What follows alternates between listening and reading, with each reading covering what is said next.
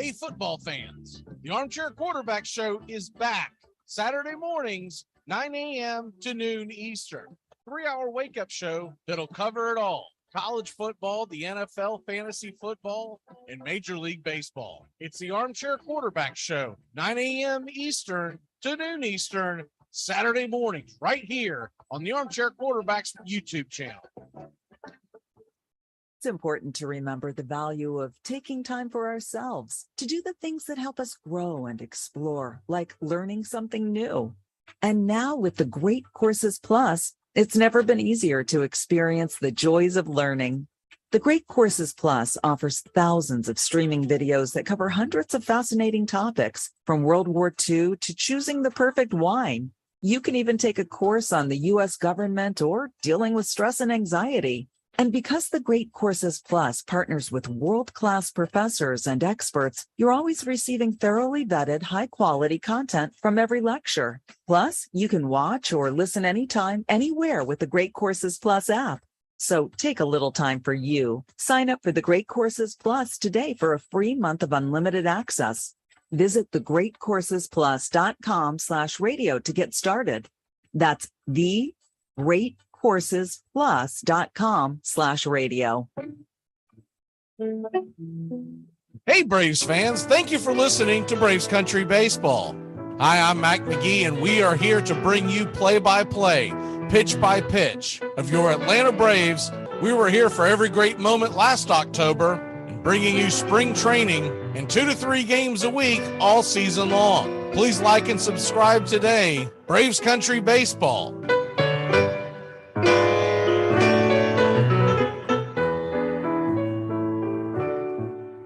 It all starts with just one thing. When recycling, rinse out jars and cans, and avoid recycling waxed paper or paper soiled with food. This will reduce recycling contamination. Find tips and more at onethingus.com. What's your one thing? Join the Armchair Quarterback Show for its 9th season. And this year, we're doing it all in one show. Saturday mornings, 9 a.m. Eastern to noon Eastern, we'll be talking college football, the SEC, the Big Ten, other big games of the day. We'll be diving into the National Football League, focusing on the Southern football teams and all the big matchups throughout the land, and doing it while covering the point spreads, the over-unders, the prop bets, fantasy football. We'll tell you who to start and who to sit, and everybody's favorite, the stupid underdog picks. We'll cover Major League Baseball all the way through October and beyond. It's the Armchair Quarterback Show, 9 a.m. Eastern to noon Eastern, Saturday mornings on Armchair Quarterback's YouTube channel. Tom has been a teacher for over 40 years. One day, I think one of the students had asked the question and he didn't remember the answer. And I also noticed that he was letting his class out earlier than they were supposed to let out. I was really starting to worry. Levi and I talked about how it would change our lives, but he was there beside me. When something feels different, it could be Alzheimer's. Now is the time to talk. Visit alz.org/ourstories to learn more. A message from the Alzheimer's Association and the Ad Council. I'm Amy Lawrence, and I'm up late, always, after hours hanging out with you on CBS Sports Radio. Check it out, 2 a.m. Eastern, 11 p.m. Pacific. Lager, the beer that brought the forest down.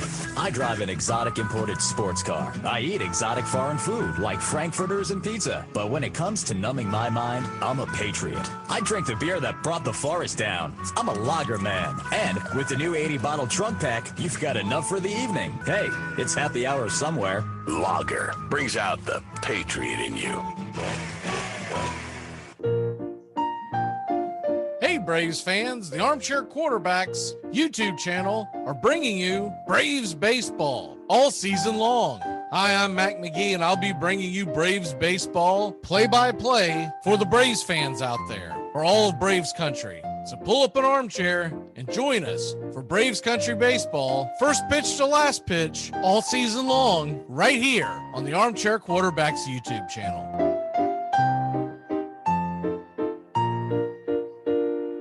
Enjoy sun-drenched days, epic stays, and plenty of room to roam in Greater Fort Lauderdale. Our hotels, attractions, and restaurants have taken the Visit Lauderdale's Safe and Clean pledge, so you can relax and explore with confidence. When you're ready for that well-deserved staycation, our 23 miles of golden beaches await. Find wide-open spaces to hike, bike, kayak, and paddleboard. Visit your favorite attractions, then dine out in style on waterfront patios. Learn more at sunny.org. To protect his family from disaster, Steve used his camera phone. Done. By taking pictures of his important documents, Steve can always have them stored online. Learn more simple disaster prep tips at ready.gov. A message from FEMA and the Ad Council. Join the Armchair Quarterback Show for its 9th season. And this year, we're doing it all in one show. Saturday mornings, 9 a.m. Eastern to noon Eastern, we'll be talking college football, the SEC, the Big Ten, other big games of the day. We'll be diving into the National Football League, focusing on the Southern football teams and all the big matchups throughout the land, and doing it while covering the point spreads, the over-unders, the prop bets, fantasy football. We'll tell you who to start and who to sit, and everybody's favorite, the stupid underdog picks. We'll cover Major League Baseball all the way through October and beyond. It's the Armchair Quarterback Show, 9 a.m. Eastern to noon Eastern, Saturday mornings on Armchair Quarterback's YouTube channel.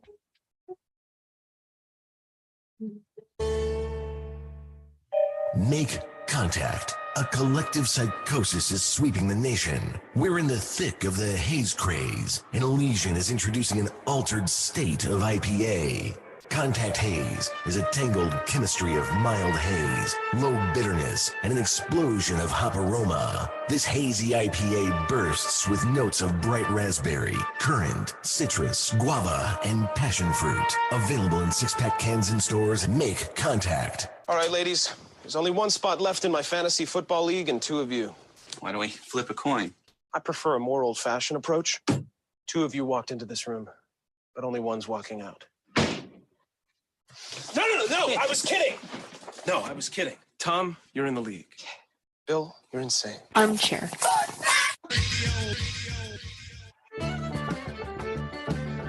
Join the Armchair Quarterback Show for its 9th season. And this year, we're doing it all in one show. Saturday mornings, 9 a.m. Eastern to noon Eastern, we'll be talking college football, the SEC, the Big Ten, other big games of the day. We'll be diving into the National Football League, focusing on the Southern football teams and all the big matchups throughout the land, and doing it while covering the point spreads. Armchair.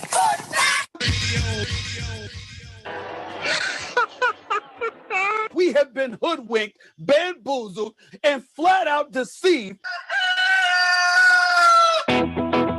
Armchair.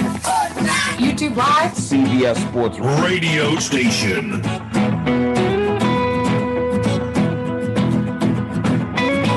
The radio station you can call your own. Do you know what listeners like about our station? It's everything. I like everything. It's always on my radio.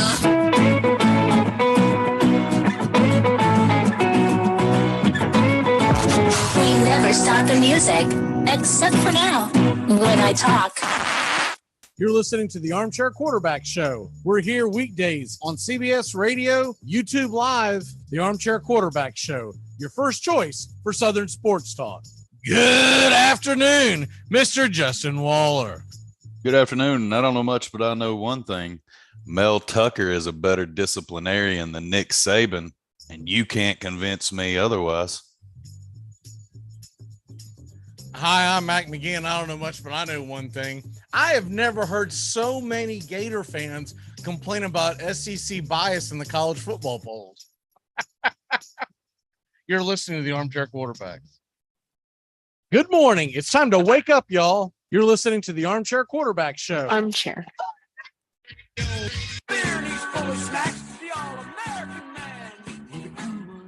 Well, I fat fingered that one. Welcome to the Armchair Quarterback Show. Magee and Waller taking you here for the next, several minutes as we get you set for Well, there's game 4 of the World Series, and I don't know much, but I know one thing: the Astros better wake the hell up, or it's going to be Katie bar the door. And I don't know about you, but if Philadelphia goes out and wins the World Series, it's going to cheapen the whole damn thing. It's going to feel like You're fading out on us there, but yeah, Verlander better bring his heat and have a lot of movement on that ball, and hope that he's got a high K count. Because if not, I think the Astros may be in trouble and staring down the hole 3-1. Is that better? Still a little low, but it's audible now. I feel like the commercial does it when we come out of break sometimes. But it is Verlander versus Thor, and should be an exciting matchup. Hopefully we get a pitcher's duel out of it and back the offense down a little bit. It's exciting to see, but only if it's going both ways. No, tonight, can you hear me better now? Yes, sir. Okay. I don't know what that is. Anyways, tonight it's Javier versus Nola. Javier versus Nola tonight. You might have tomorrow's pulled up. Tomorrow is Verlander versus Thor. Well, I got faked out. I'm glad I haven't bet yet. Verlander and his impressive 7.2 ERA going up against Syndergaard tomorrow night, which could be an elimination game. And that was one of the big contingents. So I decided to do a World Series game last night here on the Armchair Quarterback South channel. Did I pick a terrible game to do? But anyways, the rest of my week is pretty loaded up, and I'm not going to be, because they switched everything around. Originally, I was going to do the Friday night game, but because they decided not to play baseball on Friday because of the rain out, they pushed everything back a day. Now there's no way in hell I'm going to be able to, because I'm going to be locked in this weekend on my teams playing, and I'm not going to worry about the World Series as much. I'll watch it, but I'm not going to broadcast it. Got a big week of college football coming up, and then of course Titans and Kansas City play Sunday night. So and Monday we kick off SEC men's basketball, if I'm not mistaken. I know Tennessee takes Tennessee Tech, not a big game, but okay. We got SEC basketball tipping. Honestly, that's kind of flown under my radar, so I haven't even paid attention. I saw that Florida State was playing what was essentially I don't know if you really want to call it an exhibition game, but that's what it looked like to me. I saw the score, it was being updated, but I as far as I could tell, I couldn't watch it anywhere. But yeah, college basketball gets going here. It'll be going in force in the next few weeks, because I know that by the time that you get to Thanksgiving weekend, that's normally when you get some of your bigger tournaments. But yeah, this weekend I'm so excited. Saturday, obviously the big one, Georgia and Tennessee. We're going to get into that here in 1 second. And then Florida State plays Miami Saturday night. And then Sunday night is Titans versus Kansas City. And that's a little more exciting to me than it is to a lot of folks who are Titans fans, because I actually get to see it. I get to see it. I've been pirating a Bobo website to be able to watch the Titans games, but it's on a little Google machine about this damn big. So I'm sitting there, like Sunday afternoons, my wife comes out and I'll have the TV on the Red Zone and the Jaguars, and I've got my face like pressed against the glass against this small little ass, which is it's essentially like the size of a Kindle, watching Titans, and I'm excited to be able to see that on an actual real TV. So yeah, big weekend of football. And I will still watch the World Series because I love baseball, but they aren't my teams, and it's not going to come over. It's not going to take the precedence over. Now, if you get to a Game 7 World Series, it'll be half and half. I'll be locked on the Titans, but I'll be staring at that game. But when it's all said and done, tonight is do or die, in my opinion, for the Astros. I know in theory they could win tomorrow night and force it back to Houston, and both games would be in Houston. I get that. And I get the fact that you have Verlander on the mound tomorrow night. And if he goes out and goes and does Verlander type things, he can beat Syndergaard. I get that, but I don't think you want to be able to try to beat this team 3 games in a row because their bats have been so damn hot that it's just absurd. And tonight's game, I was surprised Christian Javier was not the game 3 starter. I really was. The guy pitched phenomenal in New York, shut down the Yankees. McCullers has not had it this entire postseason. He just has not had it. And remember, he did come back off of injury. So he's had kind of a shortened season. So maybe he's just, hasn't quite gotten his footing. I don't know. But they lit his ass up last night. And I saw a couple of videos, and I don't know what to make of them, where it looks like that he might have been tipping his pitches, that on his off-speed stuff, he had a different delivery going to the fast as opposed to the fastball. That might have some validity to it. But all those conspiracy theories come out as soon as the game ended. There's all these videos on TikTok and all the other damn outlets where everyone all of a sudden is a hitting coach and can break things down. But in real time, what it looked like to me when I was doing the game, it was a guy that was not putting his off-speed pitches in good places on the plate. He was just getting too much of the damn plate. And like that one that Harper hit out in the first, that was a damn, that thing might as well have been on a tee. So I feel like Houston needs to get out to an early lead. I feel like they need to ambush Aaron Nola. Aaron Nola gives the Braves fits, but all in all, Aaron Nola is a middle of the road starting pitcher. So the Astros should be able to put some runs on him. Yeah, they've got to get their offense going. He is hittable. And you need some length out of your opposing pitcher, and you have got to get into favorable counts. You need you need strike ones. You cannot be chasing against the Phillies, again, I don't know whether you're telling or not, tipping your pitches last night, but whether you tipped them or not, they were still hit and they were smashed. And they didn't stop. You left him in way too long. There was no plan to go get him. They was just carnage. And now you're in a do or die must win situation. Cause I'm like you, if you go down 3-1, I think the momentum's going to get you. I really do. Like, I don't think you get out of Philly. No. I'm with you. I think the momentum is going to be absolutely just blinding.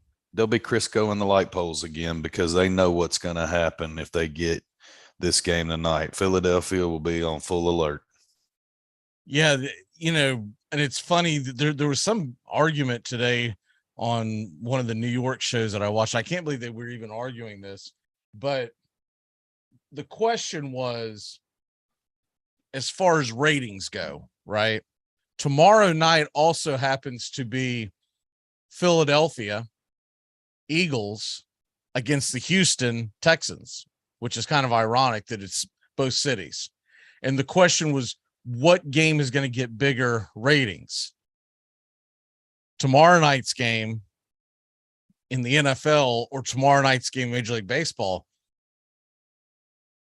I know football always seems to trump everything, but the one thing that I will put out there is this. First of all, you're not on a normal. So in other words, everything's not equal. You don't have one game on Fox and the other game on CBS, right? So tomorrow night's football game is going to be on Amazon. A lot of people don't have that. A lot of people just forget the damn thing's on, right? And they won't put it on. And it is a terrible football game. It is the undefeated Eagles against arguably the worst team in football in the Houston Texans. Conversely, on the other side, no matter who wins tonight, either A, if you're an Astros fan, you're going in 2-2 and you're like, man, if we can win game 5, look out, right? So you're excited. If you're down 3-1, you're still holding out hope that you can win tomorrow night and push it back to Houston. And then if you put it on the other side, if it's Philly, if it's 2-2, you're like, we've got to win because we don't want to have to go win 2 games in Houston. And if it's 3-1, you're thinking we get a chance to win the championship. So I think it's a no-brainer that those ratings will be huge for the World Series tomorrow night. Yeah, I definitely think they'll surpass the Eagles Texans matchup, but just thankfully that matchup's in Houston. I mean, I can't think of better carnage if they could have landed and had the Eagles in Philly tomorrow night with the possibility of a clinch. I mean, that could have just been burn the city to the ground kind of moment, a lot of brotherly love. I mean, can you imagine if that game had been in the same city? First of all, the traffic nightmare that would have went down. And then also the carnage that would probably have taken place. The one thing that you're lucky about with the football game being out of town is the most destructive of the fans are the Eagles fans. So a lot of them may either A, be inside and not giving a crap about baseball, or B, they might have actually went to Houston to go see the city. But anyways, I expect that to be a huge number tomorrow night. And I really do believe that if that would have been an NFL game that had a chance to have a really good rating, I don't think they would have played tomorrow night. I think that they would have figured out a way to possibly play early afternoon and not go head to head. Do like a 5-6 o'clock start. Well, the Monday rainout pushed it back, or they would have been separated, wouldn't they? Right. But what I'm saying is, I think that if that game, they would have pushed it again. If tomorrow night's game would have been the Chiefs versus the Titans, right? Or anything that would have had like a big flavor where NFL fans would be like, dude, I can't wait to see this game. I think you would have had a situation where Major League Baseball would have said, we're not going to start this game at 8 o'clock. It's the same time as the football game. We're going to get crushed in the ratings. But because it's Eagles Texans, they're thinking, we're actually playing with house money here. I'm not really concerned with the ratings that are going to come off of Amazon on a really bad football game. I mean, it's a 2-touchdown spread is what I saw. I don't know if it's still sitting in that same wheelhouse, but what I saw was a 2-touchdown spread. So 13.5, I'm going to double check it real quick, but that's what it was at the beginning of the week. And I can't imagine it moved a whole hell of a lot because nothing really happened. So it's a 14, over unders 45. So they're expecting that to be an absolute snooze fest. They're expecting that game to be somewhere in the 28-17 type range. And I don't know if it'd be that close, because I think the Eagles will be able to score at will. I mean, if the Titans can do what the Titans did to the Texans, I think the Eagles can do it, just because the Titans did that without even having a damn quarterback. They essentially, Malik Willis was essentially back there just to hand the ball off. The few times that they gave him a chance to throw the ball, play action, setting him wide open, he missed every damn throw. I'm sure you watched it, but I was wondering if we could just wildcat and let Derrick Henry throw. I mean, it's probably a better option. They already know the run's coming. They stack the box, and you still pile 200 yards on them. I mean, yeah, I wouldn't throw the ball. Yeah, I would have preferred to just go to the wishbone, right? Have Malik Willis take the snap and do an RPO between him and Henry, and then maybe you have Hilliard running on the outside. Because that was, there was one dynasty fantasy football league that I actually thought about picking him up just in case he went off. And I mean, like two or three plays into the game, I was like, I sure am glad I didn't do that. I was like, this guy's not ready to play professional football. He is a far, far cry away. Too bad Hendon Hooker's probably not going to be there where the Titans draft at. No, I seriously doubt that. I would think Hendon Hooker is going to be top. He will be the 10. Up at the top. I would think. I don't know that he'll be the highest one to grade out. And either A, he doesn't impress, or B, how this always happens. There's like some random quarterback from obscure state university that has a hell of a combine that they all fall in love with, like a Trey Lance that usually ends up biting everyone in the ass. I still say when it comes to quarterbacks, there's a Josh Allen every great once in a while, but when it comes to quarterbacks in college football going into the pros, I want a quarterback that played at a big time university, because he is going to be ready. He's not going to be Malik Willis. Okay, let's go ahead and get into college football, because the rankings are out. For the first time, we get the college football playoff rankings, as they call them, and it's basically the committee meets finally in the first week of November, and there will be about 5 of these, I believe, before we'll find out who's actually in the playoffs. And I'll go ahead and pull it up here in a second. If you just want to talk through it and tell me your thoughts on it, it's Tennessee, Ohio State, Georgia, and Clemson are the top 4, and then you got Michigan, Bama, TCU, Oregon, Southern Cal, and LSU rounding out the mix. But were you surprised that Tennessee was number 1? I am. I mean, I'm not asking for any more bullseyes to be on our back going between the hedges this week, but I mean, I get the resume. I get the reasons they argue it's there, but nobody's beat the defending national champs yet. And they did beat Oregon. I get it. They haven't had the big cross division opponents or the ranked schedule, but that ranking means nothing. It'll handle itself this Saturday. But I was surprised that they jumped them to number 1. I thought in the AP poll I could see and justify the jump of Tennessee over Ohio State to number 2, but I didn't think the college football committee would bump them all the way to number 1.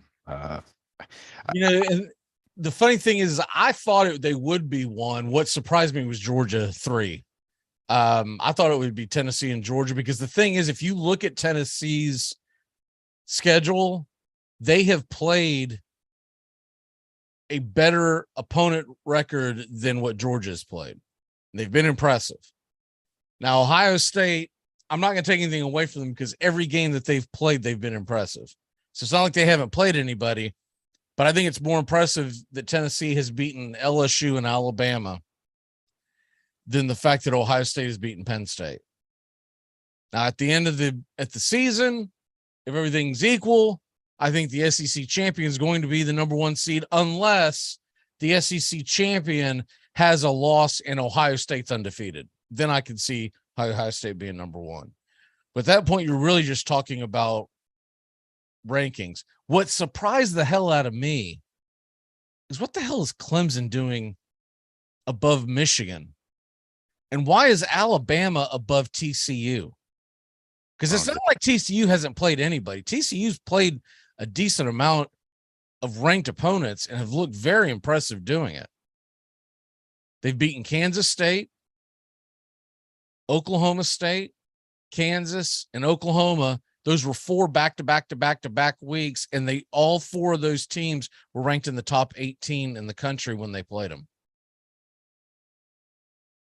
I'm wondering the same thing. I even wonder, I scroll all the way down and look at the other end of the ranking, and how does Texas at 5-3 get in, but not Florida State? So losing to Alabama is okay, but beating LSU is not. Like, give me a break. One of our viewers, Michael, made a comment to me today about that, and I don't like. Look, I mean, the only thing I'll say about it is, does it matter? It doesn't, but I just find it hilarious that they even drag them out that far to rank them anyway. Like, what does it even matter? 3, number 24 in the country, to find your way into the top 4. So, look, if we were talking about the top 12, like we'll be talking about in a few years, okay, I can see the outrage, but I don't see anyone past. I cut it off at Illinois at 16. I think that's realistically where you would have to cut it off at. Maybe North Carolina sits at 17, but anyone with more than 1 loss at this point really doesn't have much of a shot in hell of being in the top 4. I agree. And the thing is, yeah, Florida State beat the hell out of Georgia Tech, but they also lost 3 in a row. Granted, they were all 3 teams that they lost to were all in the top 15, and I get that. And they were all, what do we call them? moral victories, right? But when it's all said and done, they don't really have a big W other than LSU to hang their hat on. So I don't know if I would call it outrage. I get that Texas doesn't really have a W to hang their hat on. They do play Kansas State this weekend, and they do play TCU, but I don't know. That's I think that LSU win was big for Florida State, and just think if you're going to put a 3-loss team in there, at least put one that beat a ranked team. That's all I'm saying. Not one that lost to a ranked team. Yeah. That's just my only argument there. I guess I'm always concerned that I'm seeing it through garnet and gold glasses, so I don't want to be the one jumping and beating the table, say we should be in the top 25, because once again, I don't think it matters. It really doesn't. Not to mention the fact FSU still has quite a few games that can give them separation to where if they can win some games down the stretch here, they get Miami this weekend. And I know Miami's not impressive at this point, but they get Miami this weekend. They still play Florida. They still play Syracuse. Florida State's got a chance to get into the top 20 if they were to. I don't know if they'd have to run the table, but they would have to at least win all but one game left, I would think, is where that would be at. Because once again, they play, see how the schedule actually rolls out: at Miami, at Syracuse, then Louisiana, and then at home against Florida to end the season. I mean, they probably have to win out to be in the top 20. If they win 3 or 4, they're probably somewhere in the top 25, and then they'll go to some crummy bowl game. But I'm excited that they have a chance to actually get to a damn bowl game. So I can't be in Nashville State this year. I mean, I guess they changed that, didn't they? We don't have the ACC matchup in the Music City Bowl, do we, anymore? No, I think they changed it to Big Ten, didn't they? Yes. Yeah, because didn't Tennessee play a Big Ten team in the Music City Bowl? Was it last year or the year before? Nebraska, I believe. I think it was. Mm-hmm. It's like Iowa or no, wait a minute. Iowa was the game I went to. Yeah, they don't play offense at Iowa, and that was in Jacksonville, I believe. Yeah. But North Carolina was the last big shootout when I think that was maybe the last season that they had the ACC SEC matchup. Now it's SEC Big Ten, but that's a bummer. Yeah, I don't know where we were. In Nashville, if we could. If we ran the table 8-4, we might be talking about something like maybe the Gator Bowl or the Citrus Bowl. But in all likelihood, we're going to lose one of these games.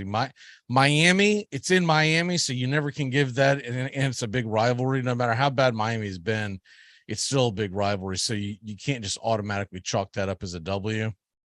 By the way, did you catch any of that damn Miami game? I did not. The highlights of it or the lowlights?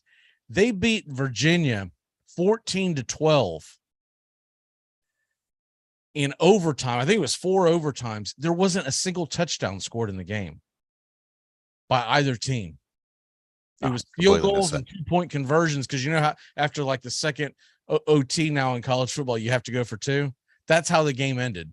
It was field goals to get them to the actual overtime, and then Miami scored one more 2-point conversion than Virginia did in the overtimes. Like, what a snooze fest. An impressive win there, Matt. What I can't believe is that Florida State Miami game is actually ABC night game. I mean, like, man, they are struggling for. I mean, yeah, I'll watch it, but I don't know many fans are gonna. And that's this week. Yeah, it's this Saturday. It's in Miami. Florida State is a touchdown favorite. I mean, I think by the way they've played on the field, Florida State probably ought to be a double-digit favorite. But it is a rivalry, and it is on the road, and it's a. I haven't pulled it up, but I assume Georgia Tennessee's the 3:30 game, and yes. LSU Florida State is the primetime ESPN night game, correct? Yeah, LSU Bama is, I believe, 7 Eastern. Let me double check that real quick. 3:30 CBS is Tennessee, Georgia. And yes, 7 Eastern, Bama and LSU. And looking at the slate, I guess the reasoning why I'm still surprised that they didn't find something else to put on there. But I guess the reasoning why, in theory, Wake Forest and NC State's a bigger game, but I guess they just don't have the national following. So they don't want to make that the ABC game of the week. But depending on weather, Syracuse at Pitt could have been entertaining. Clemson, Notre Dame's also going at the same time. I'm sure they'll be ACC network most likely. The problem with with Wake Forest and NC State both ranked. Right, that's the game I was just talking about. That you could make the argument that that's a better game, but I don't think they've got the. First of all, both teams coming from North Carolina, so it'd be a really small pocket of the nation that would be paying attention to that, and then they don't have big brands, right? Sorry, all I heard was North Carolina, and I was like, I know you're not talking about Carolina, Virginia being exciting. But the Notre Dame game, that game's going to be on NBC because it's in Notre Dame. So Notre Dame Clemson, that's a 7:30 game. So I guess ABC's trying to counter it with saying, okay, you're going to put that on. We're going to put Florida State and Miami on because if nothing else, we know the state of Florida is not going to watch the Clemson Notre Dame game. That ACC revenue share is going to be large on Saturday. What's that?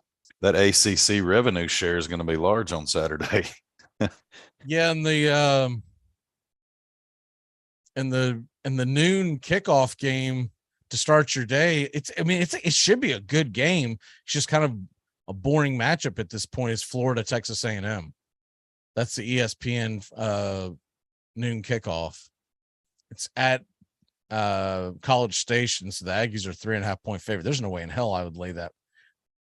I would take Florida plus 3.5 all day long because A&M, they're 3-5, 1-4 in the SEC, and they can't move the ball. Pick a bad year to talk smack to Saban and follow it up with that, huh? Yeah, he did. Yeah. They played a close game against Saban, but other than that, they've done nothing this year. The win against Miami looks less and less impressive now. Liberty at Arkansas bait you in at all? Huh? Will Hugh Freeze still be the coach there by kickoff? I don't know. There's a lot of rumors that Auburn could be circling the wagons to go after.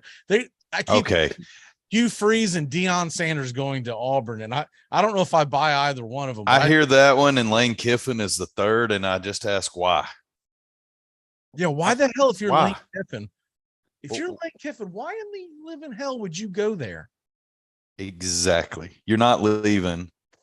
I think you got to look at your fan bases, and I think Ole Miss will take, and you stay in the West. Auburn, you don't become the automatic hated rival of Alabama. And look at what that fan base does every single year. It's natty or bust, and they don't care, or they run you off. Who wants to jump in that? And Deion's the same way. I know your boys turned it around this year, but I've always said Deion's waiting on one position and one position only. And that's to coach them Seminoles. The fact, too, that I'm still not convinced that Deion Sanders is a good college football coach. I think he's a hell of a hype man and can recruit for you. And that works fine at Jackson State, right? But can you make a difference when you're at Auburn to just go out and get a bunch of good recruits? You better have a hell of a coaching staff put together. I mean, a hell of a coaching staff, because he goes to Auburn, his first chance at a big Power 5 school, right? And he just decides to go to the most difficult division in Power 5 football. If I'm him, I'm steering clear of that job. Who are you raising your hand that wants it? Is there that wants that job? I mean, definitely Hugh Freeze, but I don't think they're going to hire Hugh Freeze. I still think he's got too many skeletons in his closet. I'm now I wide will open say on this: if Auburn can talk Lane Kiffin to coming over, I could see them going back and grabbing Hugh Freeze, because Ole Miss doesn't give a damn. But I just think, I saw a hot take on this on one of the shows today, and a guy was sitting there saying that Hugh Freeze will never coach another Power 5 because once they start doing all the background checks, it's gonna blow up. I don't know if I buy that, because I do think he eventually gets another chance somewhere, but I just don't know if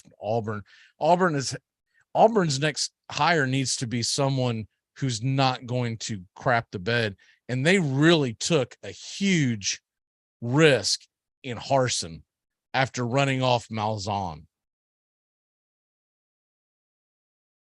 Careful what you ask for, people. Took us 11, 12, 22 years. I forget, it becomes a math equation after so long. I was like, no, it was 2 decades. So, yeah, be careful. I do think you need. I think Auburn's more likely to go get an established assistant somewhere at a school that's doing well, maybe a hot team like Tennessee, or maybe someone who's been doing it for a while like Georgia. I mean, they would love to poach Alabama, but I don't know if that's necessarily an option. There's one that interests me, and he always does, and I know I sound like a broken record, but I just wonder if you get him out of where he's at, and you actually throw some football money at him and some facilities and an actual football fan base. What does Stoops do? Do you get him out of Kentucky ever? Because he is someone that can show he can do more with less. And I think he would be a guy that could come in and fit that mold. And he has that Auburn swagger. He has that underdog mentality. And he can be a David, whereas a Butch Jones never could. He could always never put away a team he should. But he could sneak up and win one every now and then. I think Stoops, with the right tools around him, could be that higher. That would be an interesting one to see if he would actually the thing about Stoops, so if I'm him, I'm never leaving Kentucky, because he's 5-3 right now, 2-3 in the conference, and they still are ready to resurrect a statue for him. You have to want a ring, though, don't you? If you're a college coach, don't you ever? Do you want to make that one run and see if you can get one? Well, the one thing that I don't know about him is his family and where he's at. And a lot of things that come into play with this can be like, let's say if your kids still have 2 or 3 years left in high school, right? And you don't want to do anything now, but you might want to do something later. It's that kind of stuff that comes into play. But if he just enjoys coaching football and wants right now, what would he have to do? Go like 0-12 to get fired at Kentucky at this point from what he's done? I mean, I think he's got. I don't even think he would get fired. They would beg him to come back. Please don't leave us. It's just, I don't think. Aside from some Hugh Freeze or who was it, Paterno style issues, I don't think you're going to have any issues. Or Petrino was the one I meant, not Paterno. I mean, obviously those you're never coaching again, but yeah, I don't think, unless you have some sort of scandal, I don't think there's anything that runs him out of the University of Kentucky other than his own desire to leave. And I just wonder if he has that in to go to a football school. Or, hey, with NIL, maybe that basketball money rolls over into the football program. Maybe he has the money and we just haven't seen it yet. You got me chuckled, though, just talking about coaches and moving around and running off miles on, and just Coach O coming in there talking down on the plains just had me chuckling. And it would never happen, but that would be hilarious. I just want to see the press conference. Oh, yeah. Coach O. He knows how to say go Tigers. Exactly. Go Tigers. I mean, outside of that, you do feel like that they're going to want a splashy hire. James Franklin. There you go. There's your splashy. But I just don't know if they're going to be able to man, I don't know. The more and more I think about it, it really feels like, and I know he's got the checkered past, but it really feels like this is Hugh Freeze's opportunity.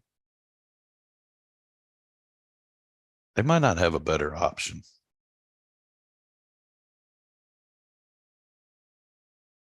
That's tried and true. I mean, if you want to show up day one, have results, and be competitive again next season, might not have any other better options. Everything else is going to be a risk. You're going to bring in someone out of conference and expect them to compete and maintain market share in the state of Alabama and still be able to pluck players from Florida and Georgia? I don't think so. I mean, that's a damn good question. I don't know. And the other thing is, you got to start kind of getting on the stick, don't you? Because the last thing you can do is drag your feet, because the more and more that you drag your feet, you're going to have to deal with whoever comes in to take that job at Auburn has got to start recruiting fast. Because one of their biggest problems they've had is they have not recruited well over the last several years. Auburn hasn't ever been Urban's dream job, has it? No, but when they were in their heyday and they were having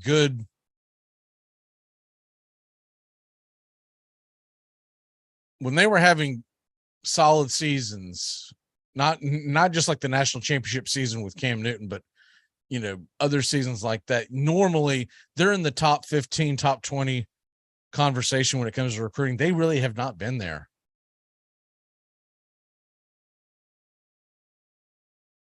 So they got deep enough pockets to go out to UCLA. That would interest me. You mean Chip Kelly? Yeah. Oh man, what's the difference between hiring Chip Kelly and hiring Hugh Freeze? Cell phone records. Yeah, I mean, at that point, why don't you just go ahead and resurrect Bobby Petrino? See if you can get his motorcycle gassed up and ready to roll. We'll get him one of them 3-wheel ones, the trike. That way we don't have to worry about anybody falling off. Man, I don't know. But anyways, let's go ahead and get into a little bit of NFL, and then we'll make our picks. Go ahead and move this over to the NFL. Obviously, the big game of the day, for us at least, is the Sunday night game. Finally, a night game on Sunday to get excited about. 8:20. Man, Kansas City's a 12.5-point favorite. I might have some action on that. Well, I mean, if you look at the numbers, doesn't bode well for the I don't know how either. Last 4 times they've played, Reed's 0-4 against the Titans. He was a favorite all 4 times. Now, I can't explain the 27-3 outcome that happened last year and how the Tennessee Titan defense held the Chiefs to 3 points. But for some reason, when these two played, remember the playoff game? How did Mariota beat the Chiefs? Nobody saw that coming. Titans didn't even believe they could win that game, except for the 53 that were on that sideline that day. Assuming Tannehill can play, the one thing that the Titans do that a lot of teams try to do with Kansas City is that they can keep them off the field. They can eat that clock up. They can. The Chiefs are boasting a better run defense this season, but Derrick Henry's a different running back. And I think they can eat some clock. And the one thing I will say is I like the 12.5, and I'll take that all day. Yeah, I was trying to see if I expanded this out a little bit. If I mean, I just don't feel the Titans going into this game the same feeling that we had Titans going into Buffalo. What was that, week 2, where we knew it was said blowout? You hadn't come out of the preseason, hit on all cylinders, and you were running into a buzzsaw. And especially after what you did to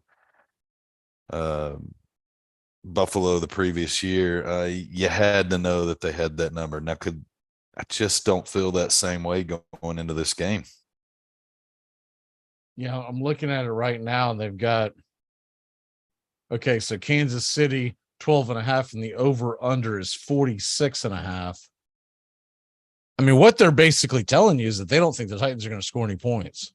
26-14, is that what I'm reading? Well, I guess it's a little higher than that, but somewhere much farther. 28 to. Yeah, so they just don't think they're going to move the ball, and they think the Chiefs are going to stop the run game. And what are you hearing about Tannehill? Is he expected to play? You're not hearing anything, sir. The Patriots, Titan South, Patriot South. We don't tell anybody anything. Gut says Tannehill play. I mean, I think you have to in a matchup like this. Yeah, what I kind of figured from the whole thing is they were resting him against Houston because they didn't think they needed him, and they didn't, because they were just going to pound the rock.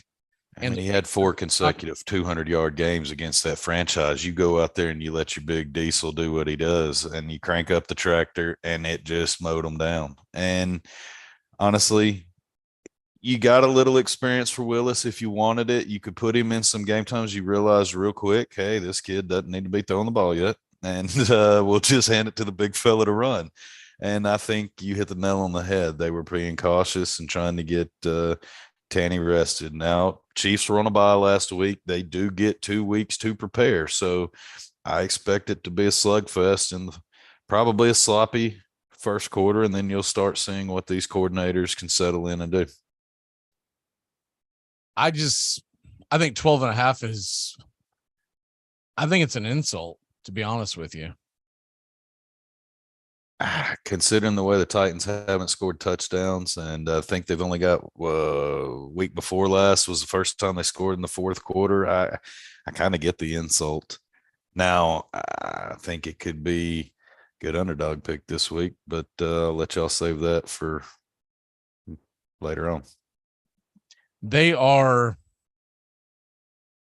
I know they haven't put out an incredible amount of points, but the other thing that I think a lot of fans probably haven't paid attention to, Titans defense has played really well. And I get that this is a different monster than what they're going to be facing on Sunday than what they've played over the last few games, but still, Titans defense played pretty well.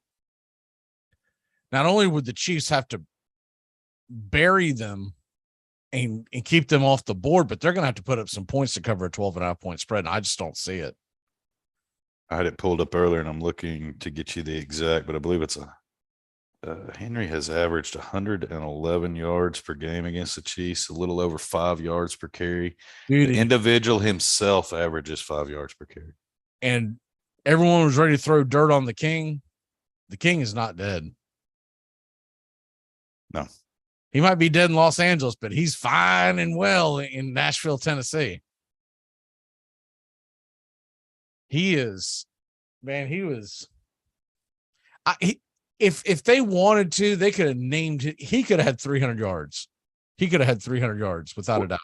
You saw it on the sideline. They was arguing, and I mean, he was saying, "Coach, I got more." I mean, and he had to beg to go back out the last series that he did get, and there was no way they were going to send him for any more. But you're absolutely right. He could have hit 300 easily. There's no, and look at how many shoestring tackles there were in that game. I've never seen a game to where I don't know how he didn't have an 80-yard. He had 2 or 3 that were 70, 80-yard range that would have been if it wasn't for shoestring tackles. I mean, he was on the cusp of it all game long and just never broke them. So, yeah, he looked like he was running downhill the entire time. It just looked like he was a runaway freight train. Like you said, they were just barely tripping him up. There wasn't anyone. There was one stick in the game that he got lit up. And honestly, we've talked about this for years. He's the kind of running back that he needs that. And when he gets popped, And he runs with bad intentions, and that's a grown lineman with sub 5 speed that can get it. Just saying. I don't want offensive linemen that can move that fast and have football control running after me. I'm not tackling him. I mean, if they're going to win, they're going to have to. What do you figure? At least 20 touches.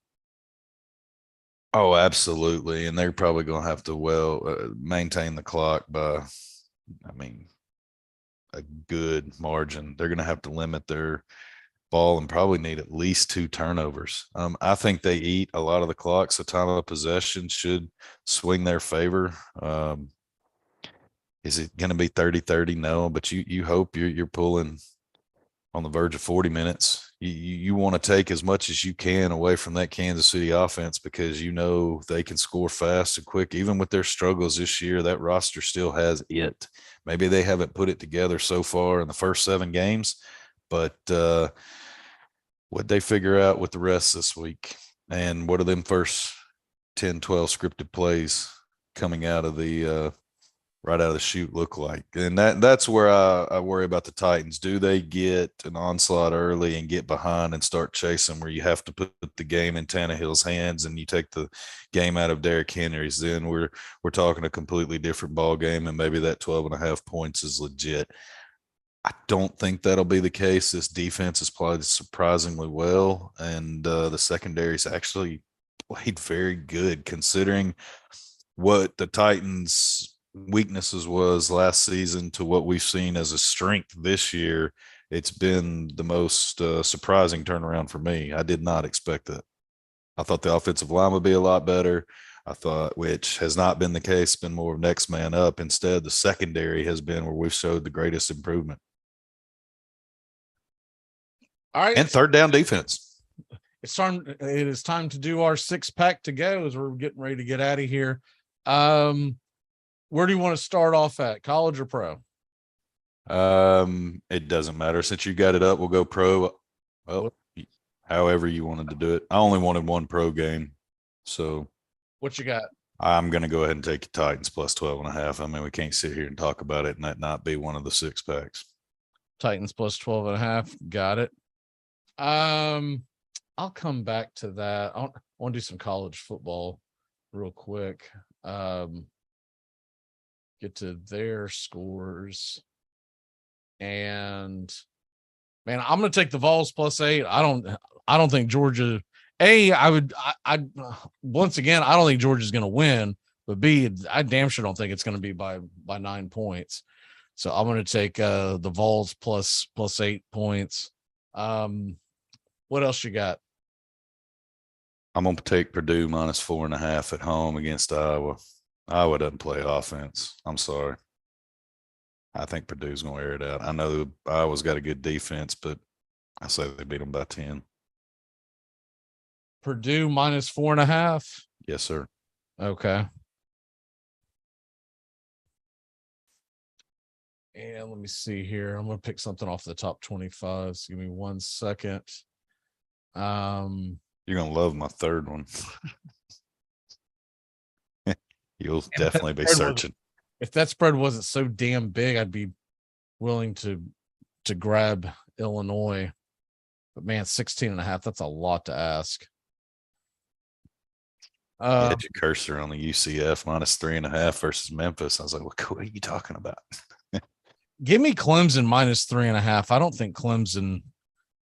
I get that it's in Notre Dame, but I don't think Notre Dame is going to be able to hang with Clemson.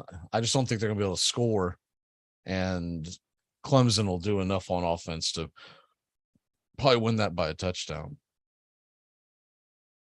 What else you got? All right, you're going to have to kick it to the no-name games. I'm taking Army over Air Force plus 7. That's from relatives right there.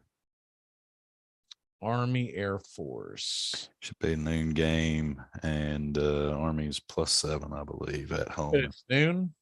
I thought it was a noon kickoff or early kickoff. Of course, it's probably not. Well, that's where I would have thought it would be because that's normally when they play, but I do not see it. Oh, there it is.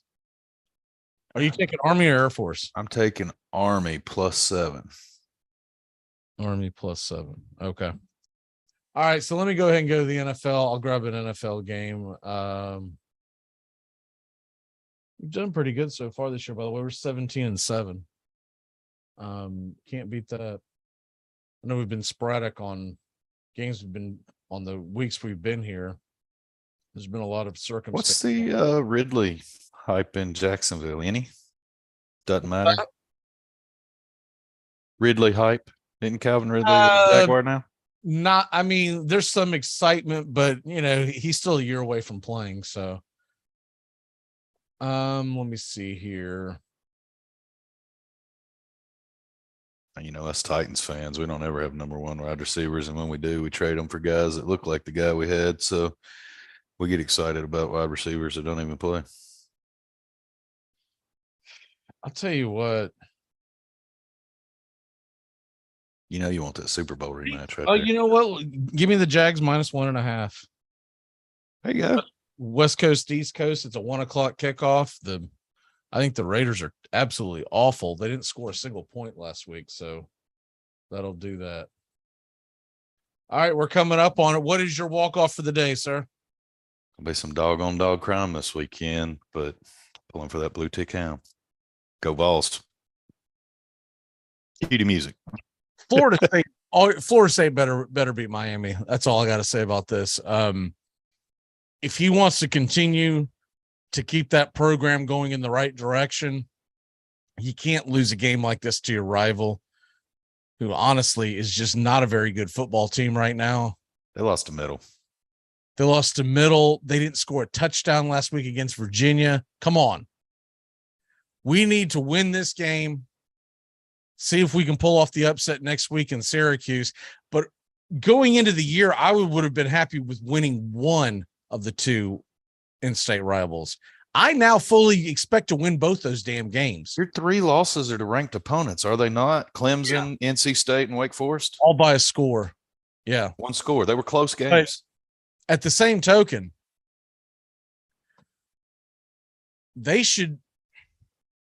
I could live with the Syracuse loss because Syracuse is playing good football this year.